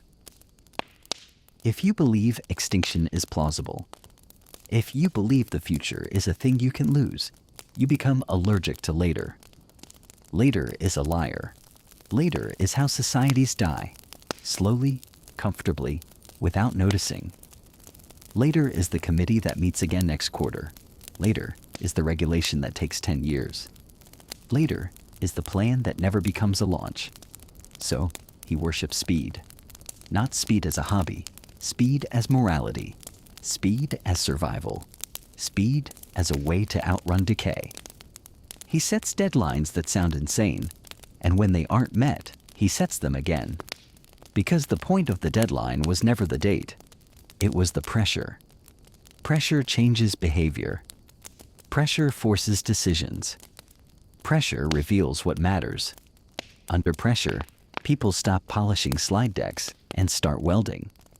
Pressure also breaks things. It breaks people. This is where the believer becomes dangerous. Because if you truly believe you're building the lifeboat for the species, you begin to treat everything else as secondary. Relationships become something you'll fix after the next milestone. Sleep becomes a weakness. Kindness becomes optional. Human limits become suggestions. The people around you become components in a machine that must not stop, and components can be replaced. He doesn't say it like that. No one does. It arrives as necessity, always necessity. The factory will die if we slow down. The rocket will die if we hesitate. The mission will die if we compromise. And sometimes he's right. Sometimes the machine really is that fragile. Tesla was weeks from bankruptcy. SpaceX did have one launch left. There were times when the whole future he'd bet on balanced on a thin edge. And you can understand in those moments why he became the way he became. You can understand why he started treating urgency like oxygen. But urgency is addictive. It gives you a simple world, a world where everything has a priority order, and the priority order is always keep the mission alive. It also gives you permission to be harsh, permission to be impatient, permission to treat people like obstacles when they slow you down. This is why stories about him split into two piles that seem impossible to reconcile. In one pile, he is astonishing. He understands systems faster than anyone. He identifies the bottleneck instantly. He makes decisions with frightening clarity. He pushes teams to do what they didn't think they could do. People in this pile will tell you they learned more in 2 years working for him than they learned in a decade anywhere else. They will tell you it was the hardest job of their lives, and also the best. In the other pile, he is unbearable, impulsive, humiliating, erratic, capable of turning on someone instantly, moving goalposts, demanding the impossible, and punishing the failure that inevitably follows.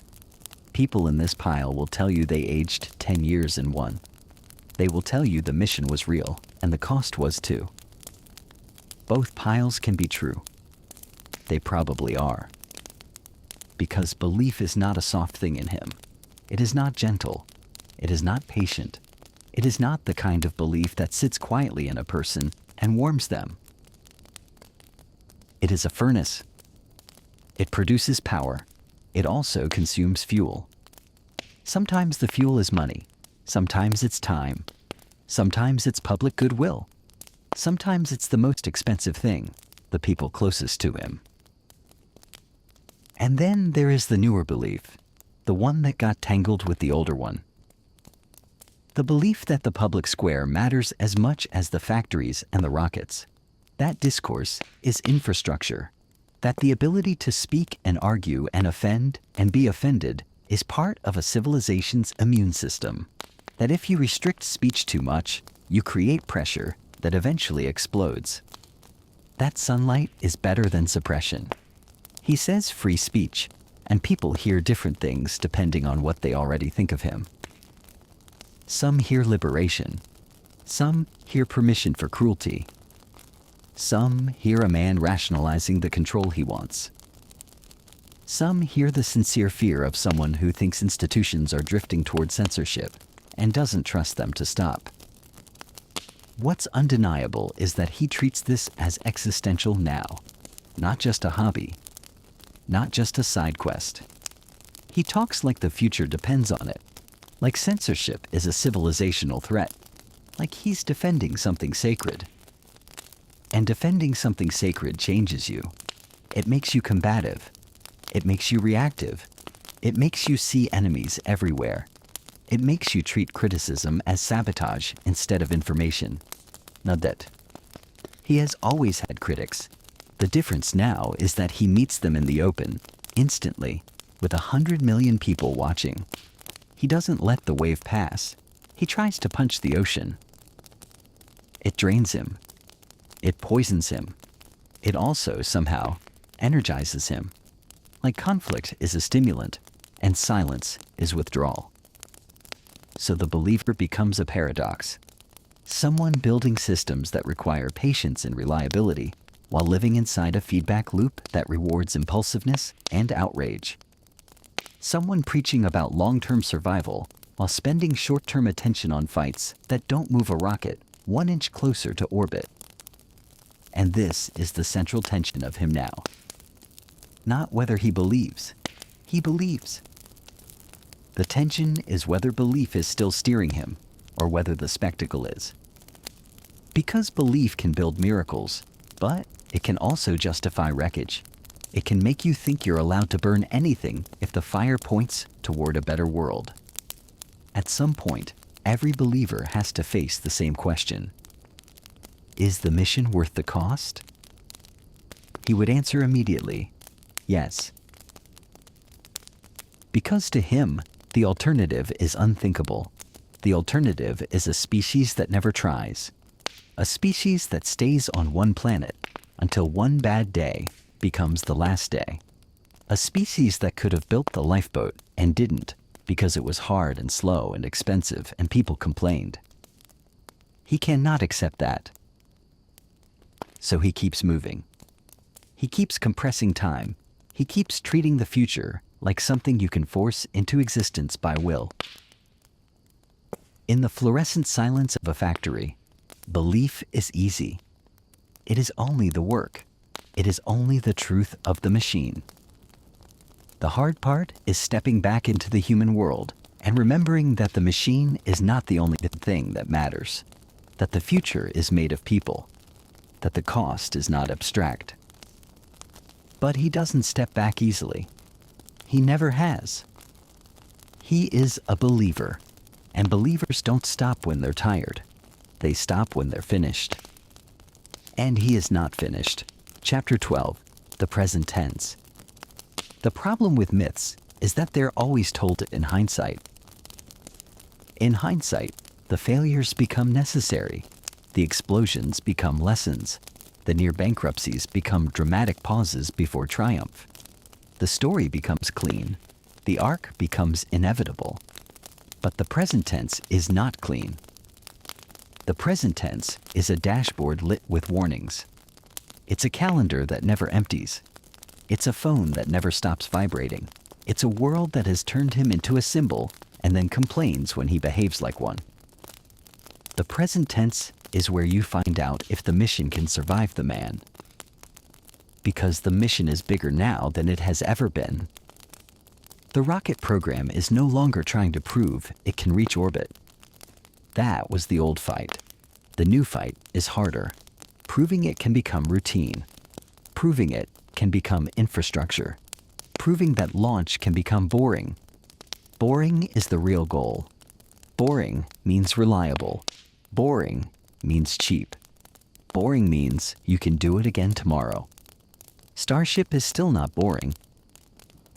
It is still fire and noise and stainless steel and spectacular failure and sudden success and then failure again.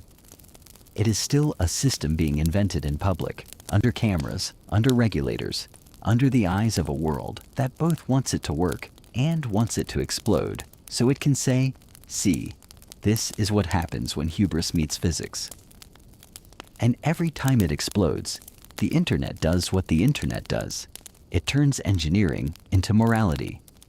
It turns technical setbacks into personality judgments. It turns a broken tile into evidence of character. But the engineers don't live in morality. They live in heat and stress and material fatigue. They live in the kind of problems that don't care about narratives. And he still, at his best, lives there too. At the same time, the car company has become something impossible, an electric automaker that didn't die. That's already history. The world is electric now partly because Tesla forced it to be. Every legacy automaker has an EV program because Tesla made EVs real. Charging networks exist because Tesla built them. Battery supply chains exist at scale because Tesla created demand. But history doesn't pay your next quarter. That. The present tense for a car company is brutal. Margins, competition, recalls, regulation, China, interest rates, labor, supply chains, the constant threat that consumer taste will shift faster than factories can. And the present tense for Tesla is also something else. The question of whether the company can remain a machine of innovation while its CEO is a machine of attention. Whether the gravitational pull of the man distorts the company until they can't steer. Because while the rockets and cars are trying to become boring, in the good way, another part of his life is trying to remain exciting, in the worst way. The platform he bought has become a second stage that won't stop firing. It produces heat, it produces thrust, it also produces instability. Every day is another controversy, another policy change, another feud, another public moment that pulls oxygen from everything else. Some of that is deliberate. He believes the platform matters. He believes speech matters. He believes the town square matters. He believes something dark has been happening in institutions, a narrowing, a policing of thought, and he believes he is pushing back. Some of it is compulsion. He is extremely online, and being extremely online changes the shape of your mind. It makes you respond instantly. It makes you fight people you would never meet. It makes you believe the day's outrage is the whole world. It makes you live in a permanent present tense that eats the future. And the future is what he claims to be building. So, the present tense becomes a kind of war between timelines. The long timeline, Mars, sustainability, civilization, centuries. The short timeline, tweets, arguments, headlines, the dopamine drip of attention. He needs the long timeline to justify everything. But he lives increasingly inside the short one. You can feel this in the way people talk about him now. Not what they think. People have always had opinions. But how quickly those opinions flip. One successful launch, and he's a genius again. One embarrassing post, and he's a clown. One product announcement, and he's the future. One lawsuit, and he's the problem. He has become a weather pattern. The companies have become barometers. And somewhere inside that noise, the actual work continues. Rockets are still being stacked, engines still being tested, heat shields still being redesigned, factories still producing cars, battery lines still running, gigafactories still rising out of empty land the way SpaceX's launch site rose out of beach. The world keeps turning. Mars keeps sitting there indifferent. Mars does not care about his reputation. Mars does not care about his politics. Mars does not care whether he is loved or hated. Mars cares about sealed habitats and radiation shielding and reliable propellant production and the kind of quiet competence that only appears after the spectacle ends. Mars is not impressed by a meme. Mars requires boredom. It requires repetition. It requires discipline. It requires the unglamorous work of turning miracles into routines. And this is the real test of the present tense. Not whether he can do the impossible once, but whether he can build a system that does it 1,000 times. That's the shift every great builder has to make. The shift from stunt to infrastructure.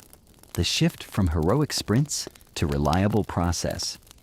The shift from a world where one person's will can move mountains to a world where organizations have to function without a single person holding the whole thing together by force. Because one person is fragile. One person is a point of failure. And he, of all people, knows what points of failure do. So the question hanging over everything now isn't, can he build the rocket? He can build rockets. He has built rockets. The sky has already changed because of him. The question is, can he let the mission outgrow him? Can he stop needing to be the ignition source for every system? Can he stop treating every problem like a crisis that requires his direct intervention? Can he stop feeding the short timeline long enough to protect the long one? He may not know how. Urgency has been his native language for so long that calm might feel like death. Silence might feel like defeat. Delegation might feel like surrender. Normal life might feel like giving up. But the present tense demands something he has never been good at: restraint. Because the future he wants, cheap access to orbit, a city on Mars, sustainable energy on Earth, doesn't just require ambition. It requires stability. It requires trust. It requires people willing to build quietly for decades without burning out. It requires institutions that can last. It requires a world where the mission isn't constantly threatened by the volatility of its most famous advocate. And still, every morning, he wakes up and tries again. He checks the metrics. He reads the reports. He asks the same questions he's always asked. Where is the bottleneck? What failed? What can be simplified? What is the fastest path through the physics? He pushes. He tweets. He irritates. He inspires. He exhausts. He starts fires and then uses the fire to light the next stage. The present tense is not a conclusion. It's not redemption. It's not downfall. It's motion. A rocket program still learning how to become routine. A car company still trying to stay sharp while being huge. A platform still trying to justify its chaos with a promise of transformation. A man still trying to outrun the slow parts of being human. Sleep, regret, tenderness, because they feel like drag. And in the distance, always the red planet. Cold, empty, real. Waiting for a species to decide whether it means what it says about the future. Waiting for him, too, to decide whether belief is enough, not to reach Mars once, but to build the kind of world that can keep going there after he's gone. Because that's the final shape of the mission, whether he admits it or not. Not a man on Mars. A civilization that can reach it. A future that doesn't need a single person to hold it together. Mars is still far away, and he is still stubbornly trying to pull it closer